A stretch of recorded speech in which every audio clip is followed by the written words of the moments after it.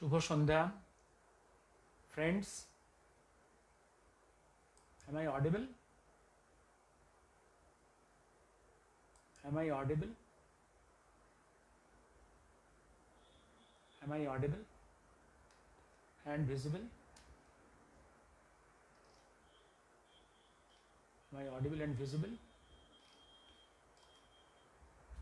Am I audible and visible?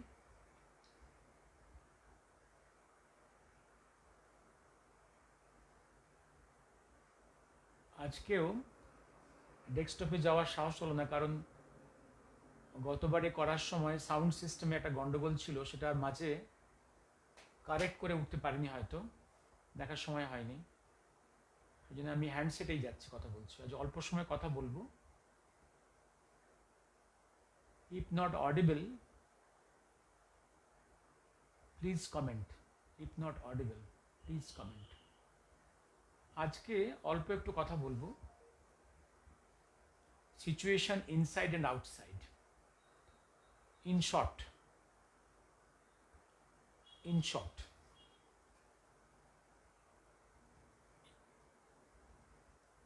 Operation সিন্দুরের পরে Sushanta Chatterjee is watching. Am I audible, Sushanta বাবু?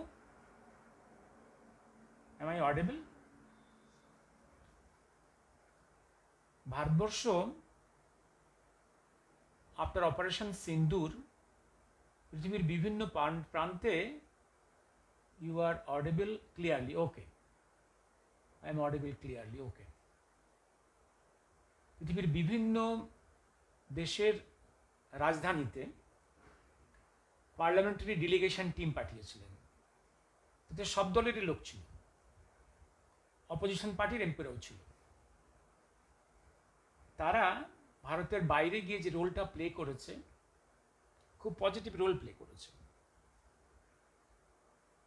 কংগ্রেসের এমপিরাও, যারা ভারতবর্ষের প্রধানতম বিরোধী দল, তাদের এমপিরাও বাইরে গিয়েছে। তারা যে রোলটা প্লে করেছে খুবই ন্যাশনালিস্টিক,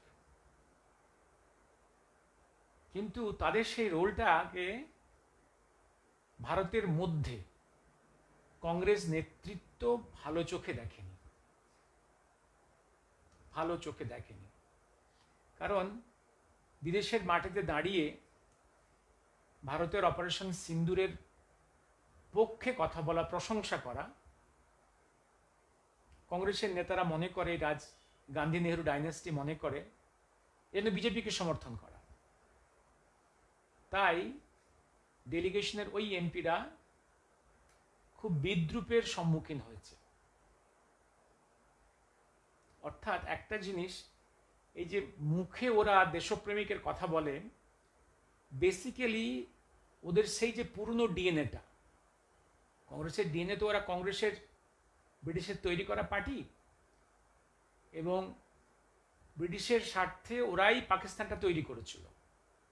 এবং 79 বছর যে এখনো পাকিস্তানটা টিকে আছে, এটা কংগ্রেসের ট্যাক্টফুল সাপোর্টের জন্য।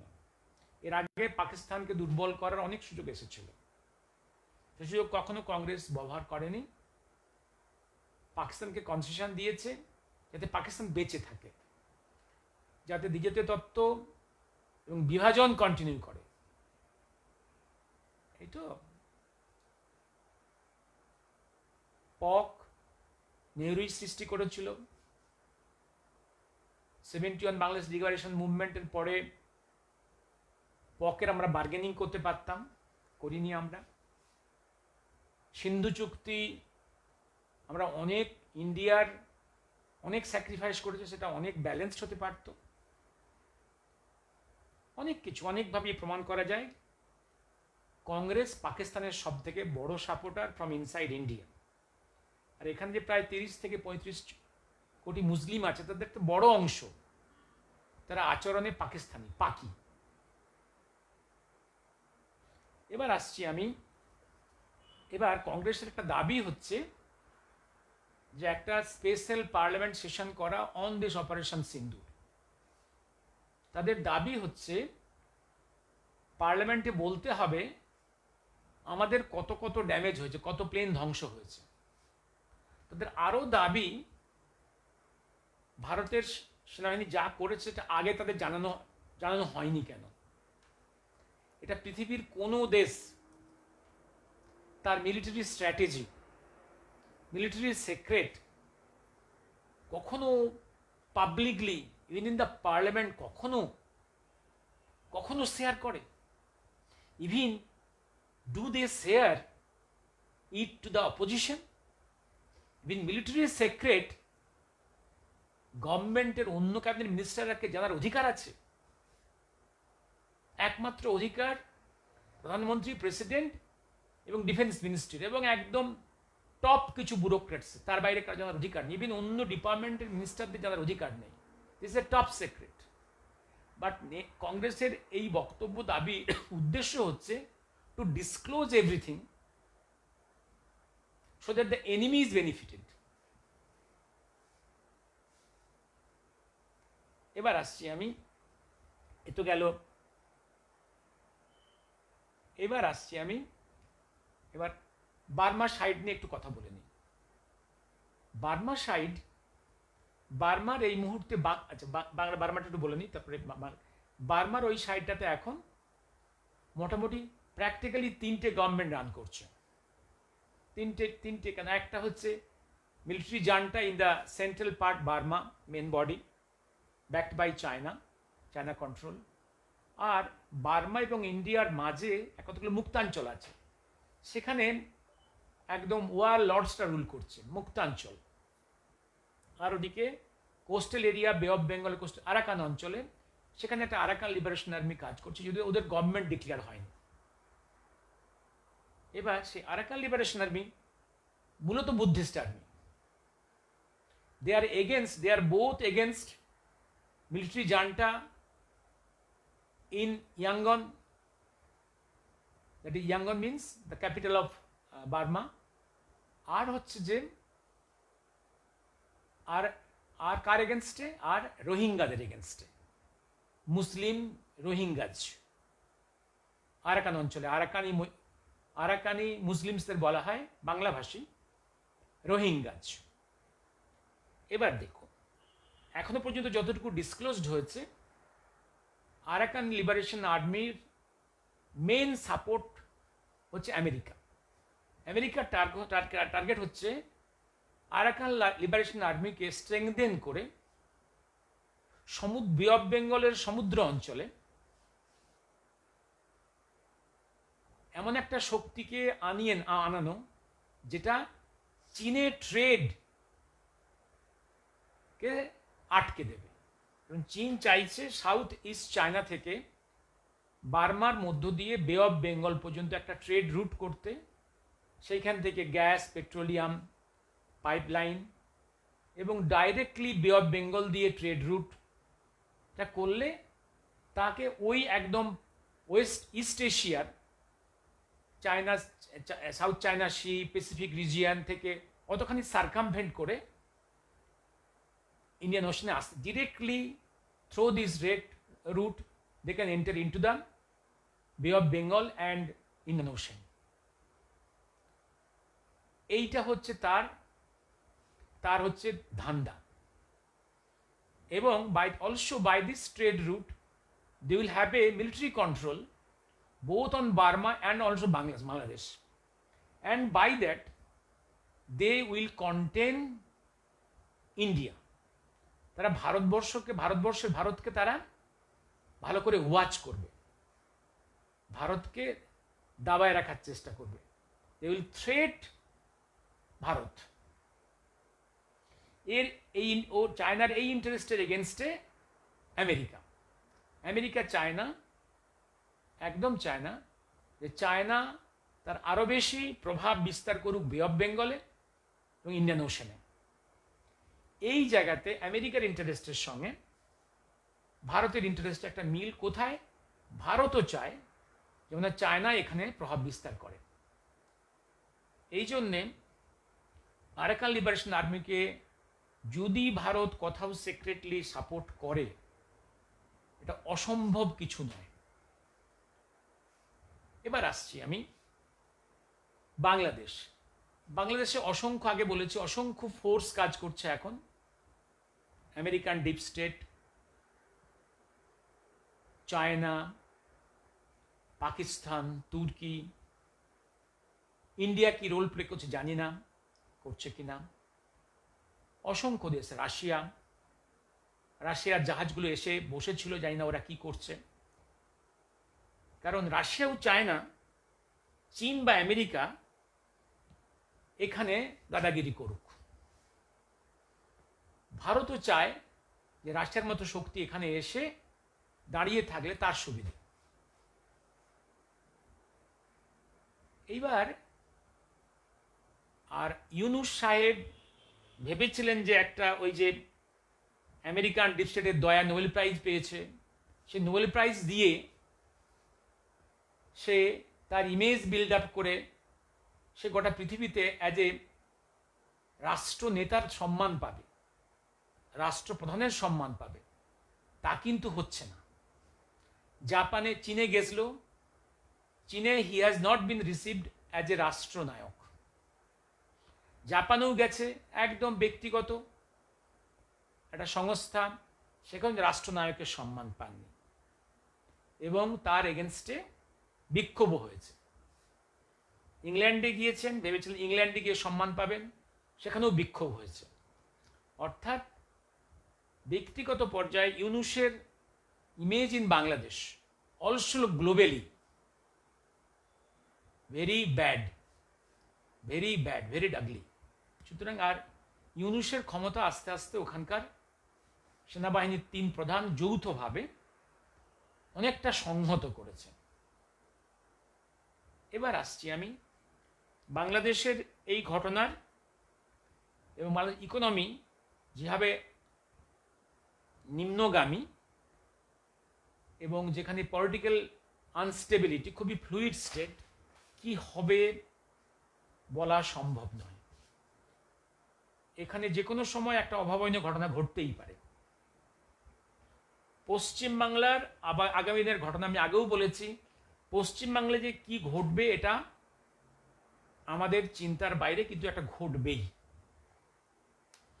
এবার আসছি পাকিস্তানের দিকে। পাকিস্তান সাইডে চীনের যে সিপেক প্রজেক্ট,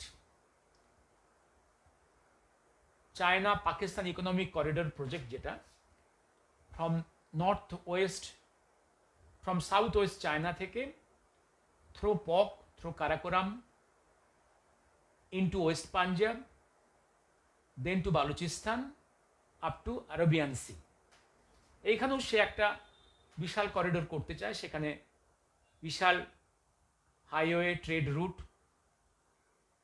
এবং ডিরেক্টলি সে আরবিয়ান সির সঙ্গে ট্রেড করবে। তাহলে এইখান দিয়ে সে ইন্ডিয়ান ওশানের সঙ্গে অ্যাপ্রোচ করবে, তাকে আর সমুদ্রপথে অনেকটা ঘুরে আসতে হবে না। প্লাস এই রুট দিয়ে আসা মানেই তার আর্মি কন্ট্রোলটাও চলে আসবে তার আস্তে আস্তে, এবং they will have a control over Afghanistan, Pakistan and indirectly over India. সেটাও কিন্তু স্তব্ধ হয়ে যাচ্ছে, কারণ পক এরিয়াতে সেখানকার জনগণ তাদের যাতায়াতের পথে ট্রাকগুলোকে অবরোধ করছে, কারণ তারাও মনে করছে চীনের অভিসন্ধি ভালো না। এবং বালুচিস্তান লিবারেশন আর্মি ডাইরেক্টলি গত 1 বছরের বেশি বালুচিস্তানের যে বিপুল পরিমাণ চাইনিজ ইঞ্জিনিয়ার বা কর্মীরা কাজ করছে তাদেরকে ডিরেক্টলি খুন করছে, এবং চাইনিজ এই ওয়ার্কার্সদের Pak army is failing to protect. এজন্যও পাক আর্মির উপরে, পাক গভর্নমেন্টের উপরে চাইনিজরা খুশি নন। আর বালুচিস্তানের লোকেদের স্পষ্ট ধারণা হয়ে গেছে যে বালুচিস্তানের মাটির তলায় যে বিপুল পরিমাণ কস্টলি মিনারেলস আছে, স্টোনস আছে, এটার উপরেই চাইনিজদের লোভ। এবং চীন এসে যাওয়া মানেই একই সঙ্গে ওয়েস্ট পাঞ্জাব এবং চীন উভয়ে মিলে বালুচিস্তানকে কলোনি হিসেবে ব্যবহার করবে, তাদের সম্পদ লুট করে নিয়ে যাবে।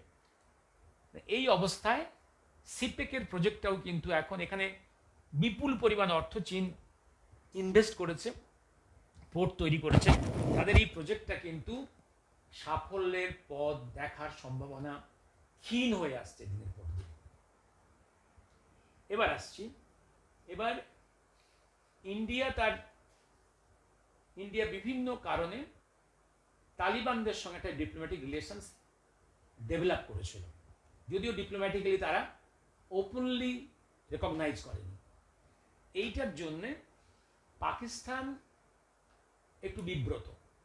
পাকিস্তান আবার আফগানদের সঙ্গে যে সম্পর্ক খারাপ হয়েছিল সেটাকে একটু প্যাচ আপ করার চেষ্টা করছে। ইরানের সঙ্গে তার যে দ্বন্দ্ব, ইরানের সঙ্গে দ্বন্দ্বটা কোথায়? ইরান হচ্ছে যে একদম, ইরান হচ্ছে এরা হচ্ছে সুন্নি, ওরা হচ্ছে শিয়া। শিয়া সুন্নির দ্বন্দ্বে ইরানের সঙ্গে পাকিস্তানের মনের মিল নেই, কিন্তু ওদিকে ইউএসএ এবং ইসরায়েলের চাপে শিয়া সুন্নির দুটো কান্ট্রির মধ্যে একটা ফ্রেন্ডশিপ ডেভেলপ করার টেন্ডেন্সি আসছে। এখানে ইরানের উপরে ইসরায়েল এবং আমেরিকা কি অ্যাকশন নেবে, এখানে যুদ্ধ কতখানি ফ্লেয়ার আপ করবে আরো, এটা এখনই কিছু বলা যাচ্ছে না। কারণ এটা নিশ্চিত, ইসরায়েল জানে যে পৃথিবীতে তার একটাই দেশ আছে জিউসদের বেঁচে থাকবার, একটাই দেশ, ওই ছোট্ট ভূখণ্ড। মুসলমানদের 55টা কান্ট্রি আছে, সেখানে তারা থাকতে পারবে। সুতরাং ইসরায়েল জানে যুদ্ধই হচ্ছে তার একমাত্র বাঁচার পথ, এছাড়া তার অন্য কোনো পথ নেই। বহুবার বলেছি, ইসরায়েল কখনো প্রথম আক্রমণকারী নয়। তার জন্ম 1948-এর পর থেকেই সেই বারে বারে আক্রান্ত হয়েছে, বারে বারে ইসরায়েল হ্যাজ রিটালিয়েটেড অ্যান্ড সাকসেসফুলি, সবসময় সে জিতেছে, ছোট্ট একটা দেশ। এবার আসছি, আমি চীন সম্বন্ধে বললাম, বার্মা চায়না পাকের রিলেশনটা বললাম, চায়না বার্মা রিলেশনটা বললাম, ইউএসএ। এবার আসছি ইউএসএ ট্রাম্প ক্ষমতায় আসার আগে থেকে আমরা একটা আশায় ছিলাম যে ট্রাম্প এলে তার যে রেটরিক ছিল, তার ক্যাম্পেনিং যার ল্যাঙ্গুয়েজ ছিল, তাতে আমরা মনে করেছিলাম যে ট্রাম্প গোটা পৃথিবীতে যুদ্ধবাজের মতো রোল প্লে করবে না। কারণ ও হচ্ছে বেনিয়া businessman, and suddenly has become a politician and come to White House. এটা তো মানতেই হবে, আমেরিকার হিস্ট্রিতে after a gap of 4 years আবার ক্ষমতায় আসা উইথ এ হিস্টোরিক ভিক্টরি, এটা ইউনিক। অবশ্য ইউনিক ভিক্টরির পেছনে ইলন মাস্কের একটা মস্ত বড় অবদান আছে, কোনো সন্দেহ নেই। যাই হোক, তারও নিজস্ব অবদান কম নয়, মানে ক্যাম্পেনিং এর তার যে স্কিল, এটাও কম নয়। তার ব্যক্তিগত যে অনেক কেচ্ছা আছে, সেগুলোকে ওভারকাম করে এই হিস্টোরিক ভিক্টরি এটা কম নয়। আমরা আশা করেছিলাম আমেরিকার যে যুদ্ধবাজি পলিটিক্স, বিভিন্ন যুদ্ধ করা, এই যুদ্ধবাজ পলিটিক্সটা সে কমাবে এবং পৃথিবীর বিভিন্ন প্রদেশে শান্তি প্রতিষ্ঠা করে ট্রেডটাকেই সে প্রাধান্য দেবে। দুর্ভাগ্য আমরা, এবং জিতে আসার পরে সে তার ক্যাবিনেটে খুব ইম্পর্টেন্ট পোস্টগুলোতে কিছু ভারতীয় মানে আমেরিকান অফ ইন্ডিয়ান অরিজিন খুব ভালো ভালো পোস্টে নিয়েছে। ইভেন একজন আমেরিকান যে হিন্দু, হ্যাঁ, তাকে ইন্টেলিজেন্সের টপে বসানো হয়েছে, হ্যাঁ, ম্যাডাম গাবার্ড, ইয়েস গাবার্ড। এই যে আমরা আশা করেছিলাম যে বাংলাদেশ ফ্রন্ট, পাকিস্তান ফ্রন্টে আমেরিকার কিছু রোল সন্ত্রাসবাদ দমনে ভারতকে সাহায্য করবে, তা কিন্তু করেনি। এইখানটা আমরা আশা হতো। আরেকটা জিনিস আমরা ভেবেছিলাম যে আমেরিকার মধ্যে যে ওয়েপন্স লবিটা আছে, ওয়ার মেটেরিয়াল প্রোডাকশন যে লবি, যে যুদ্ধবাজ লবি, যেটা হচ্ছে ডিপ স্টেটকে ফান্ডিং করে, ওয়ার ওয়েপন্স লবি, যে ওয়েপন্স লবির দ্বারা আমেরিকান প্রেসিডেন্ট কেনেডি খুন হয়েছিল। কেনেডির অপরাধ ছিল উনি ভিয়েতনামে যুদ্ধ থামাতে চেয়েছিলেন। আমেরিকান এই ওয়ার লবি দেখলো যে ওখানে যুদ্ধ থামানো হলে তাদের ওয়ার মেটেরিয়াল প্রোডাকশনটার ডিমান্ড কমে যাবে।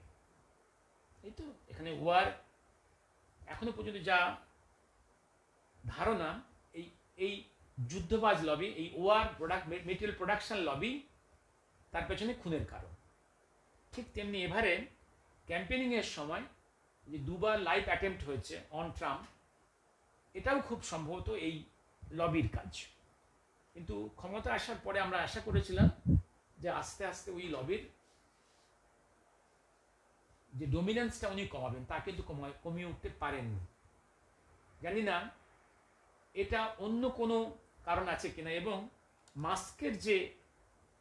ইলন মাস্কের যে প্রজেক্ট, সেই প্রজেক্টও তিনি মন দেন। ইলন মাস্ক চেয়েছিল বিভিন্ন আননেসেসারি খরচ করা এবং বিভিন্ন যুদ্ধ করে পয়সা নষ্ট করা, এগুলোর জন্যে ইলন মাস্কের প্রজেক্ট ছিল, সে কোনো কথাই উনি শোনেননি। ইলন মাস্কও যেমন খুব বড়, খুব স্ট্রং ব্যক্তিত্ব, ট্রাম্পও খুব বড় ব্যক্তিত্ব। এই দুই ব্যক্তিত্বের দ্বন্দ্ব আমেরিকান পলিটিক্সকে যে কোন দিকে নিয়ে যাবে, এটা এখনো খুবই আনসার্টেন। এমনও হতে পারে যে আমেরিকার পলিটিক্যাল হিস্ট্রিতে ফর সেঞ্চুরিজ যে বাইপোলার পলিটিক্স চলছে, একদিকে ডেমোক্র্যাটস, একদিকে রিপাবলিকানস, এই বাইপোলার পলিটিক্সের সঙ্গে একটা থার্ড পোল তৈরি হবে কিনা, নতুন কোনো পলিটিক্যাল তৈরি হবে কিনা জানি না। ইলন মাস্কের সঙ্গে ট্রাম্পের এই দ্বন্দ্ব আমেরিকান পলিটিক্সে একটা ডাইমেনশন দেবে। আর একটা জায়গায় আমেরিকার ইনসাইডে আমেরিকা চিরকাল মনে করে যে তার টার্গেটটাই হচ্ছে, তার ইচ্ছে অনিচ্ছাই হচ্ছে পৃথিবীর ইচ্ছা অনিচ্ছা হওয়া উচিত। এবার সে কখনোই কিন্তু ওয়ার্ল্ডের অন্যান্য প্রান্তে টেরোরিজমকে কন্ট্রোল করতে কখনো অনেস্টলি খুব একটা সাহায্য করেনি, যতক্ষণ না পর্যন্ত নিজের স্বার্থ বিঘ্নিত হয়।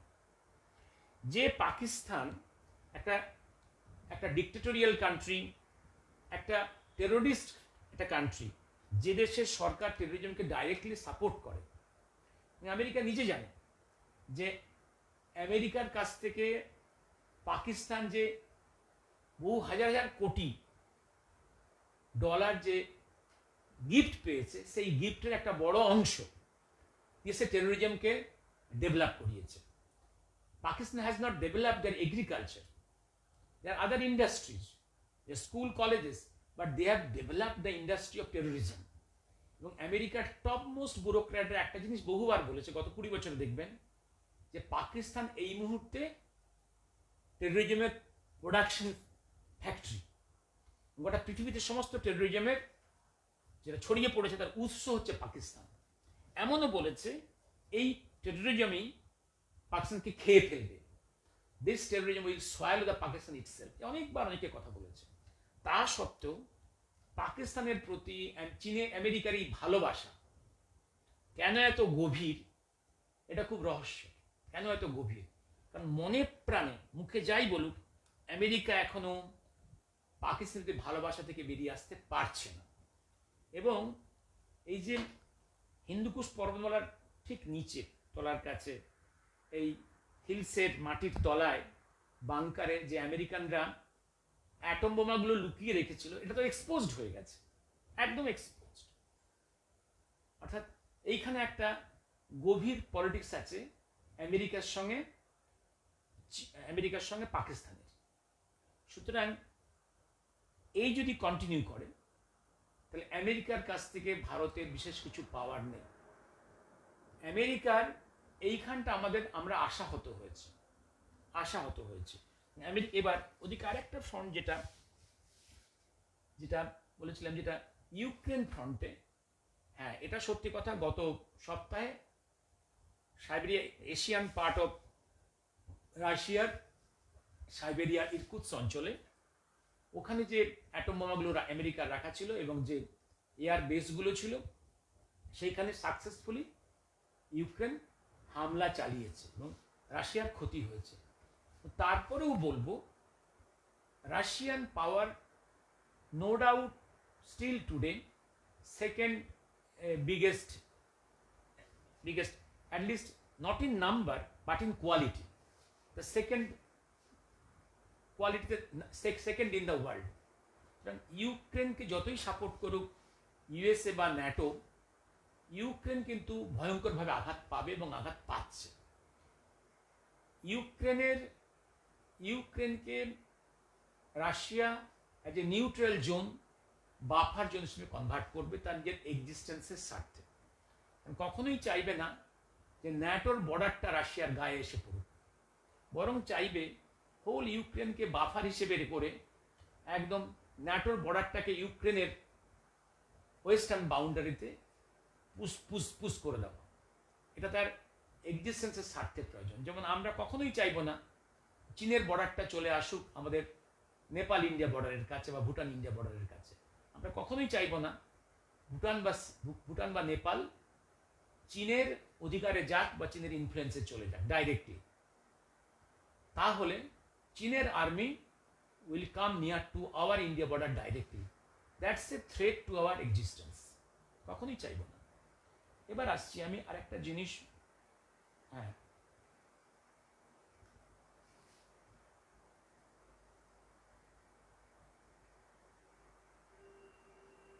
Russia Ukraine. এবার আমি কতক্ষণ হলো, এবার একটা জিনিস আমি ভাবছিলাম, আমি একটা জিনিস, ছোট্ট একটা জিনিস, এই যে ভারতবর্ষের গত 11 বছরে এই যে উত্থান, ভারতের উত্থান in economy, in trade, in army, এই উত্থানটা হচ্ছে কেন?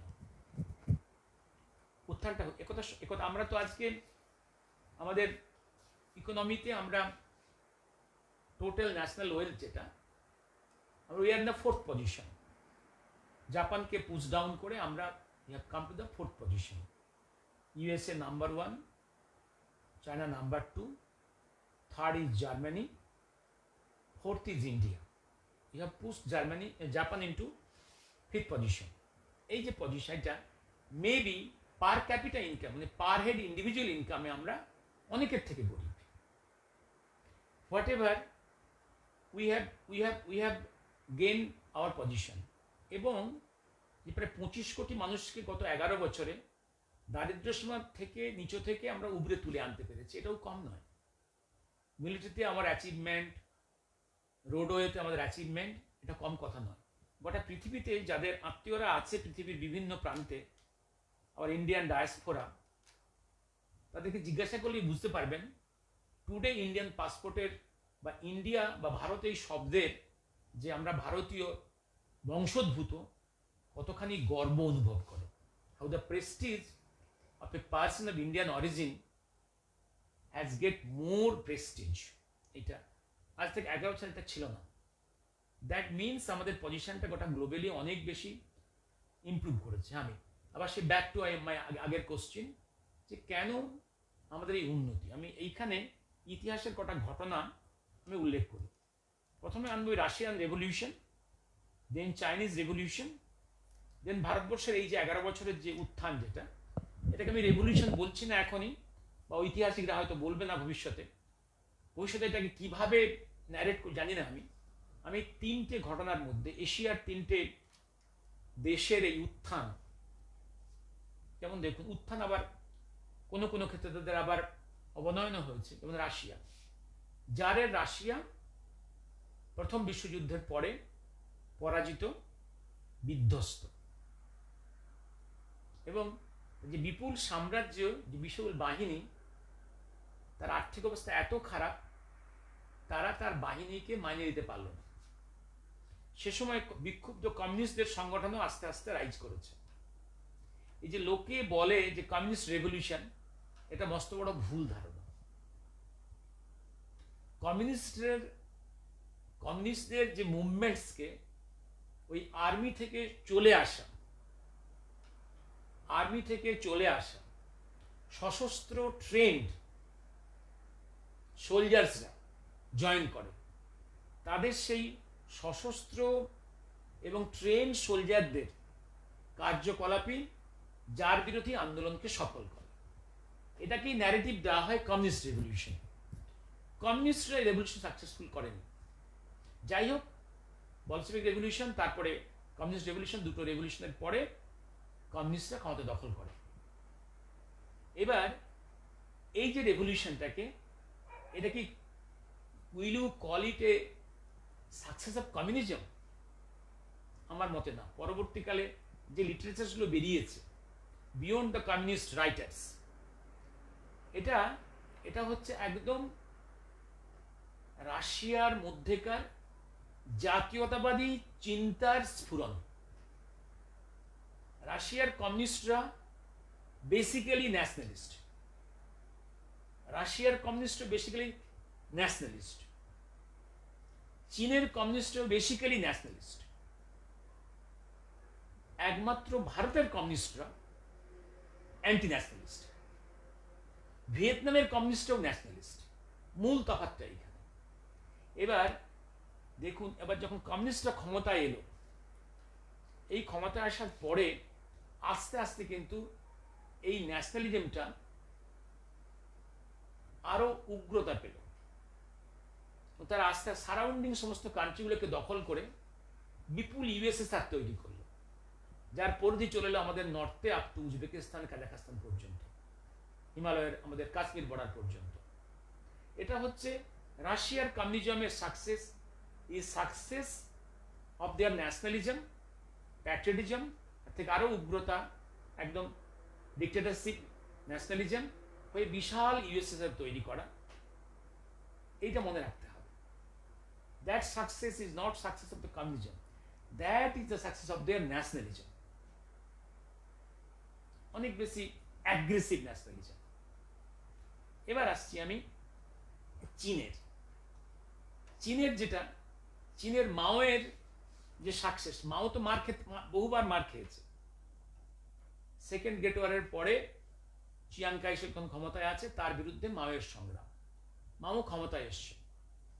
মাও যেটা করেছেন কি, মাও কমিউনিজমের মুখোশটা পড়েছেন, মাস্ক অ্যান্ড গাউনটা পড়েছেন।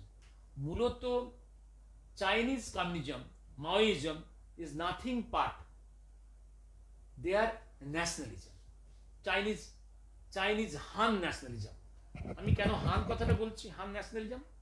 হান কথাটা মানে হচ্ছে, হান শব্দ, হান জাতি, চায়নার মেজরিটি মানুষ হান জাতির মানুষ, হান। কিন্তু সেই চায়নার মেনল্যান্ডের মানুষেরা হান জাতি। এই হান জাতিকে সুদীর্ঘকাল তিব্বতীরা কয়েক শতাব্দী রুল করেছে। Tibetans has ruled the mainland of China for centuries. Tibetans, Lhasa পরে দীর্ঘকাল ছিল চীনের ক্যাপিটাল।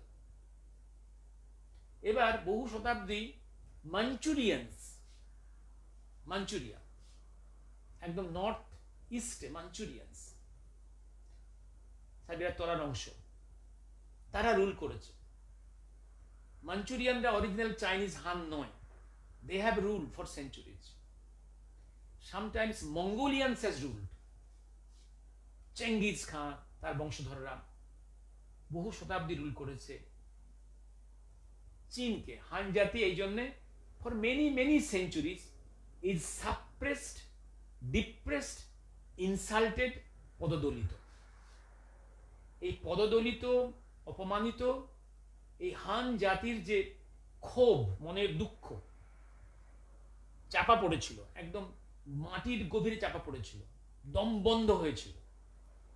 এই দম বন্ধ হওয়া, চাপা পড়ে থাকা এই সাপ্রেসড হান ন্যাশনালিজম, আবার কথাটা কয়েনটা মহাকালের কয়েনিং, এটা সাপ্রেসড হান ন্যাশনালিজম।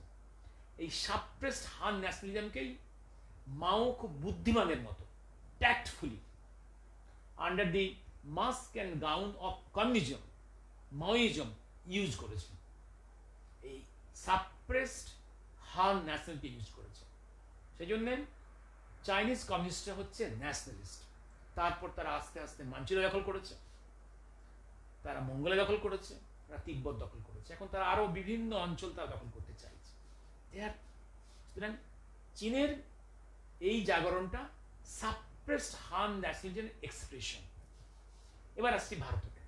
ভারতের কি হচ্ছে? ভারতবর্ষে 1000 বছর ইসলামী শাসন, ভারতের Hindu majority suppressed, subjugated, and politically devoid of their independence.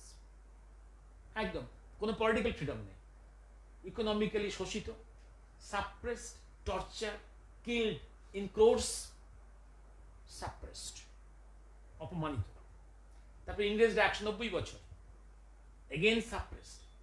এই সাপ্রেশনের পরে যখন 1947 থ্রো ডিভিশন, যখন ভারত তার খণ্ডিত ভারত পেল, তারপরে ভারত সরকারের উচিত ছিল সেই ন্যাশনালিস্ট স্পিরিটটাকে কাজে লাগানো। তারা কাজে লাগায়নি। তারা দে ব্রট সেকুলারিজম। এই সেকুলারিজম ভারতবর্ষের এই যে এমন একটা সেকুলারিজম নিয়ে এসছে যেটা পৃথিবীর কোনো দেশ কখনো প্র্যাকটিস করেনি। এই সেকুলারিজম ভারতের ক্ষতি করেছে। এই secularism is not a true secularism, this is secularism. This is practically the appeasement of Islam. এই অ্যাপিজমেন্ট অফ ইসলামটাকেই বলা হলো সেকুলারিজম। এটা বেসিক্যালি সেকুলারিজম, পারভার্টেড সেকুলারিজম। এর জন্যে ভারতবর্ষ কখনো স্ট্রং হতে পারল না। এই প্রথম গত 11 বছরে ভারতবর্ষ সেই সাপ্রেসড হিন্দু সনাতনীদের যে অপমান বোধটাকে ব্যবহার করেছে। এই ব্যবহার করেছে বলেই ভারতবর্ষের উত্থান। গোটা গোটা গোটা পৃথিবীর বিভিন্ন প্রান্তে যে সনাতনীরা বসে আছে, ইন্ডিয়ান ডায়াসপোরা, তারাও ভারতবর্ষের এই উত্থানে সাহায্য করছে। সেই সঙ্গে নিজের মানুষেরা এই সাপ্রেস সনাতনীদের বহু সেঞ্চুরি, তাদের পুনর্জাগরণ, এটাই হচ্ছে ভারতবর্ষের আজকের এই উত্থানের মূল সূত্র। ইতিহাসে এক সময় আমার মনে হয়, যেমন এক সময় লেখা হয়েছে চাইনিজ রেভলিউশন, তার আগে রাশিয়ান রেভলিউশন, ভারতবর্ষে এই 11 বছর ইতিহাসে একদিন লেখা হবে ইন্ডিয়ান রেভলিউশন, ভারতীয় রেভলিউশনের, তখন ভারতবর্ষের পুনরুত্থান। এই বলে আমি শেষ করি আজকে। শুভরাত্রি। জয়দেব সরকার, হ্যাঁ সুশান্ত চ্যাটার্জি, এই বর্বর সরকার বিদায় নেবে, একদম নেবে। আমি এখনো সুশান্তবাবু, আমি absolutely confident this will go, this will go. Bengal, West Bengal can not, এইভাবে হতে পারে না। আর আমি একটা জিনিস বহু আগে বলেছি না, বাঙালি আজকে হিন্দু সমাজের, হিন্দু বিদ্যুজীবীরা হচ্ছে সব থেকে নোংরা হিপোক্রেট। প্রশ্নটা বলে রাখি, নোংরা হিপোক্রেট কেন বলছি আমি? নোংরা হিপোক্রেট বলছি আমি, দেখুন, যেদিন শ্যামাপ্রসাদ মুখার্জি, যেদিন 30 তারিখ বোধ হয়, জুলাই বোধ হয়, অ্যাসেম্বলিতে যখন ওয়েস্ট বেঙ্গল রেজলিউশনটা পেশ করা হলো, তাতে কে কে ভোট দিয়েছিল? কমিউনিস্ট 2জন এমএলএ, জ্যোতি বসু এবং ব্রহ্ম, আগের দিন যারা পাকিস্তানের পক্ষে গলা ফাটিয়েছে, তারাও ভোট দিয়েছিল। অল কংগ্রেস এমএলএ, ফরাল ব্লক, সবাই। অথচ যখন ওয়েস্ট বেঙ্গল রেজলিউশন পাশ হয়ে গেল, তারপরেই বলতে শুরু করলো যে বেঙ্গল পার্টিশনের জন্য ওই শ্যামাপ্রসাদই দায়ী। কংগ্রেস রুল করেছে 25 বছরের বেশি ওয়েস্ট বেঙ্গলে, তারা শ্যামাপ্রসাদকে ব্লেম করে গেছে। Shyamaprasad is communal, bad man, he has divided Bengal, এবং তার জন্যই এত সাফারিংস। 34 ইয়ার সিপিএম রুল করে গেছে, তারাও একই ন্যারেটিভ। শ্যামাপ্রসাদ মুখার্জি বেঙ্গল পার্টিশন করেছে, তার জন্যই বাঙালির এত দুঃখ। অথচ এই কমিউনিস্টগুলো, এই কংগ্রেসিগুলো ওপার বাংলা থেকে পালিয়ে এসেছিল এই বাংলায় থাকার জন্য, তারাই বেঙ্গলে পলিটিক্স করে লিডার হয়েছে। এই হচ্ছে বাঙালি হিপোক্রেট, এত নোংরা হিপোক্রেট এরাই। কারণ শ্যামাপ্রসাদ একটা ভোট ছিল, সে এককভাবে সে তার ভোট দেওয়ার, তার পক্ষে, তার ভোটে তো বেঙ্গল তৈরি হয়নি। কালকে আমি তথ্য একটা লিখেছি যে এই সময় ছিলেন নেতাজির বড় দাদা, এমএলএ ছিলেন, তিনি ভোট দিয়েছিলেন পশ্চিমবঙ্গের পক্ষে। আর আমি কালকে একটা নোট দিয়েছি ফেসবুকে, কোথায় একটা নোট দিয়েছিলাম, আমি দেখছিলাম AC Chatterjee, major general, x INA, তিনি ওয়েস্ট বেঙ্গলের জন্য তিনি মুভমেন্ট করেছেন। আইএনএর এক্স আইএনএ ওই জন্য এসি চ্যাটার্জি, আর একদম জনগণের মধ্যে আন্দোলন করেছেন একদম কে কি করেন, সুনীতি চট্টোপাধ্যায়, মেঘনাথ সাহা, সত্যেন বোস, যৌনাথ সরকার, আর সি মজুমদার, সমস্ত বুদ্ধিজীবীরা। এই যে বাঙালি পারভার্টেড, এই যে সিকুলার বুদ্ধিজীবী, একটা খুব সুন্দর একটা শব্দ পেয়েছি আমি, বাংলাদেশের এক বন্ধু এটা শব্দটা কয়েনিং করেছেন, বুদ্ধিবেশ্যা। বুদ্ধিবেশ্যা, বাঙালি বুদ্ধিজীবী, পারভার্টেড ইন্টেলেকচুয়ালস, এরা ব্লেম করে শ্যামাপ্রসাদ মুখার্জি। বলে পশ্চিম বাংলায় সব থেকে নিন্দিত ব্যক্তির নাম শ্যামাপ্রসাদ মুখার্জি। সেই বাঙালি হিন্দুদেরকে বিশ্বাস করা কি উচিত? তাই কেন্দ্রীয় নেতৃত্ব এত সাবধান, এত সাবধান।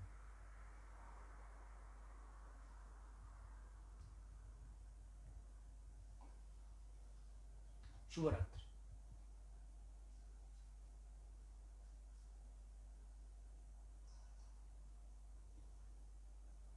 Devjit Sinha, I believe and know and have faith in divine grace. I know that the honest endeavor, pursued with dedication, are surely blessed with divine grace.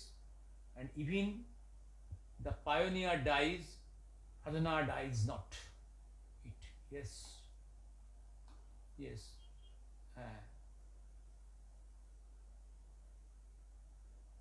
Dies not. Yes, dies not. Then what? Dies not. It is taken up by other sadhakas of the same line, and thoughts are pursued to its final glorious consummation. My sadhana cannot, shall not fail. Matri sadhana can never fail. Yes, Mahakal. Shubharatri. Shubharatri.